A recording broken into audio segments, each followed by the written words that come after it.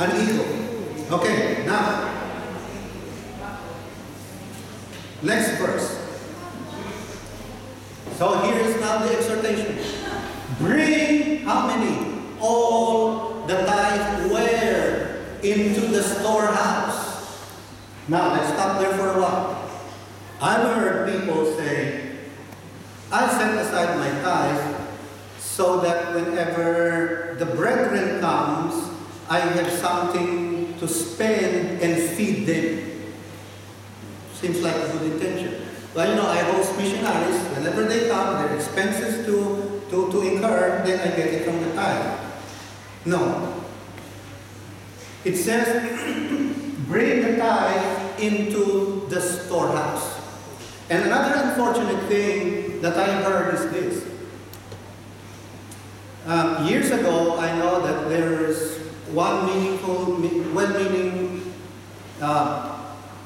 Christian that taught those that are new in the church and says, that thing about the tithe, you give your tithe if you can.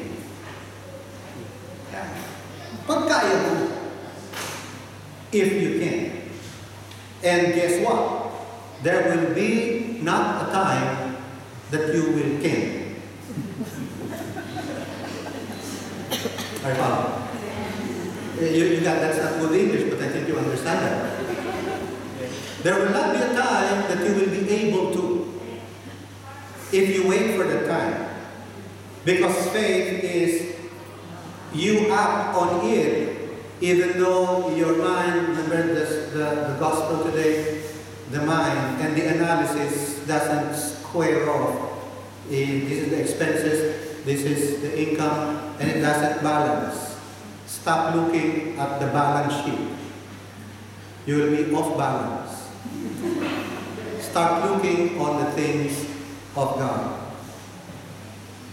Bring the tithe into the storehouse. So as soon as you receive that increase, immediately set it aside and then honor the Lord with it into your storehouse.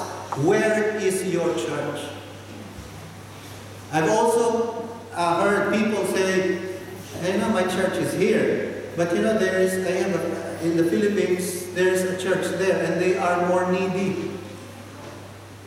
So I give the tithe there in the Philippines. Now, I don't know whether that happens here. You take coffee in Starbucks. You don't pay McDonald's, right? You go to Quick, you don't pay Jollibee. What am I saying here? Determine the storehouse where you are and honor God with that. And don't take it elsewhere. If you would like to give to other places, other mission, use it as a mission fund, but not the tithe, because the tithe doesn't belong to you, it belongs to God. It says here, bring the tithe into the storehouse so that there may be what? Food in my house. What does this mean? So that Father Fernando will always have food. Is that what it's saying? So that the clergy will always have food. That may be a little part of it, but this is what it means. This is talking about spiritual food. So that there will be food in the house for whom? For you. Illustration. All of us, we've been in school, right? In school, same classroom, same textbook, same teacher, same subject, but at the end of the semester, different grades. Right? No, technically all the same grades. There are some that flop, right? There are some that pass. And among those that pass, there are those with 95, 90. There are those passing mercy. 75. You know what I mean by that, right? Different, and there are those that doesn't make it. Now here is what happens. Here's what happens. The food in the house is for you. One receives it, one does not. Same church, same preaching, the other one is already rejoicing because of the revelation of the Word of God, and the other one is still not. There's no food. He cannot eat. Because the heart is closed. Revelation knowledge cannot penetrate. And this is saying, when you honor the Lord with the tithe, there will be food in the house. You will be able to receive revelation knowledge and understanding of the Word of God. So if you're not growing, don't blame the pastor. Don't blame the usher. And by the way, the tithe also goes even if you like the pastor or not. The same thing. The pastor is nice to you today, you give your tithe today. Next month he's not as nice, you give half. The following month he's more unnice, so you give nothing.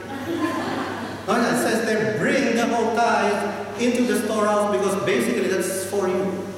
It's not for anyone else.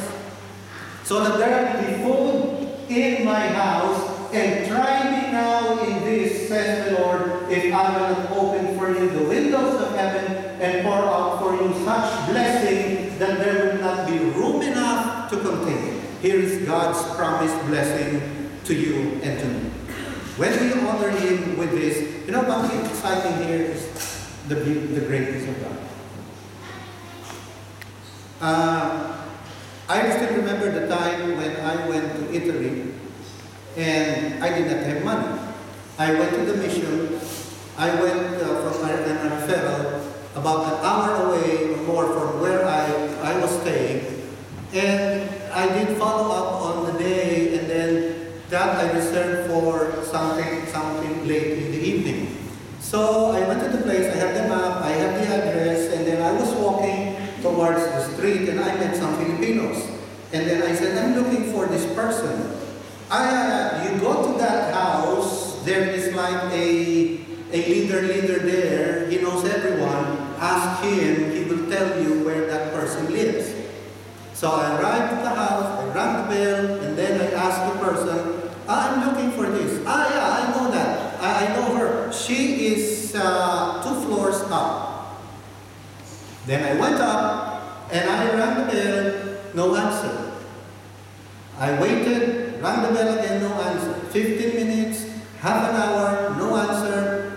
45 minutes, no one came. An hour, no one came. After an hour, no one came. After 1 hour and a half, I thought she's not going to come. So it was late in the evening. The problem is, I was hungry. And I don't have the money. And even if I have the money, there's no one, there's nothing there in the neighborhood, there's no restaurant open. So I started going down the stairs, and I thought, what will I do now? Oh yeah, I had a brilliant idea. I'm going to pass by that same place again, and I hope he will invite me for dinner. And I went there, and I rang the bell, and he was there, he opened the door, and then he said, oh, how was it, Father? He did not come. She did not come. And I don't know why. And she said, those things happen because perhaps she did overtime. I was there, and he was there, and he was doing something. And I said, invite me for dinner. Just in my mind. I'm hungry. And I took him money.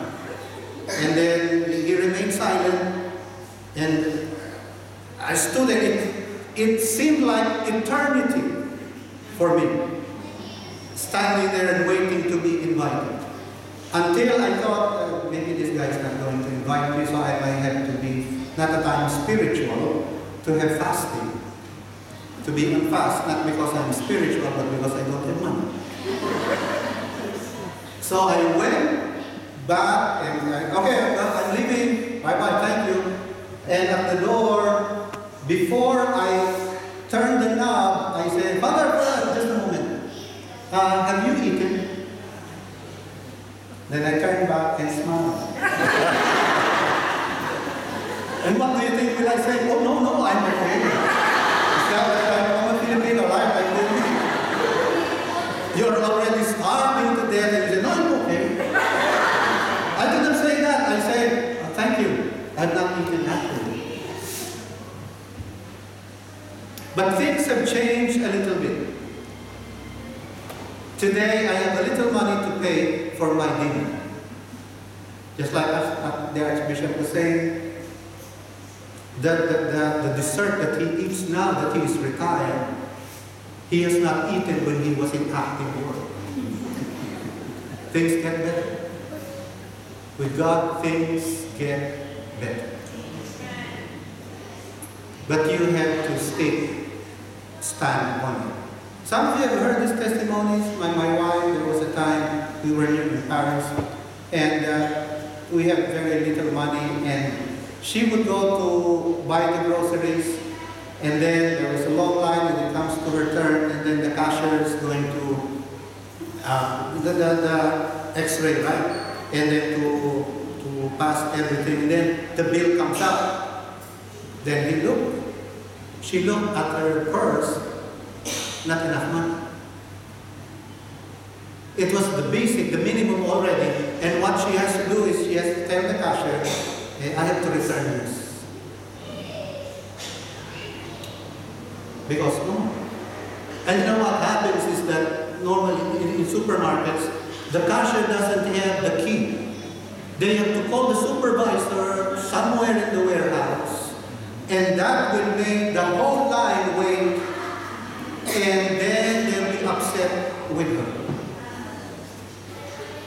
But that was a long time ago. Today she doesn't return the goods. God is faithful. What am I saying here? Even if there be times you'll be tested, be faithful in them. There will be times, I told the Lord, we barely have money. But even if, I taught this in Paris, even if the electric company is going to turn off our electricity, I'm not going to withhold my tax. We will rather endure it without lights, rather than touch the tax. Even if the owner is going to throw us away because we don't have money to pay the rent, we set it in our hearts, we will be faithful to the tax. That may come, but you've got to stick to it. Because in the long while, then you are going to reap the benefits. And these things, let me tell you, this is not only for now, I believe this is onwards to eternity. This is not only for your generation, the blessing is for your children and grandchildren. What is the use of your money if your children are on drugs? They're not on drugs. Duterte will be happy.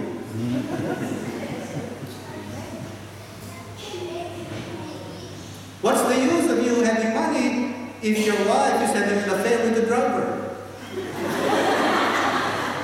Even if your name is not like that, sorry. Our Father in the throne. You see, the blessings of this goes far beyond what we can imagine. It goes far beyond in our generation, even in our children. We just don't know the far-reaching effect that the tithe can bring because you and me acknowledge God, His portion of the part that He has given us as an increase. Next verse. Then God said, I will rebuke the devourer for your sake, so that he will not destroy the fruit of your ground, nor the vines fail to bear fruit for you in the field, says the Lord of hosts. If you are a believer of God, I'm not scaring you, but this is one thing the devil likes. He would like people to think he is harmless. Halloween, people buy their children with the devil's costume, with a little, and it looks like cute, right? Seems like the devil is harmless. No, he's not. He's ruthless. He has no mercy. If God is alive, yes, the devil is alive. Not for you to be afraid. But out there is someone whose mission is to kill, to steal, and to destroy. And if he has a chance, he will do it. Don't ever think he sleeps. He does not. Every day of his life, his attitude and his plan is how he can hurt, how he can create havoc, and how he can destroy lives.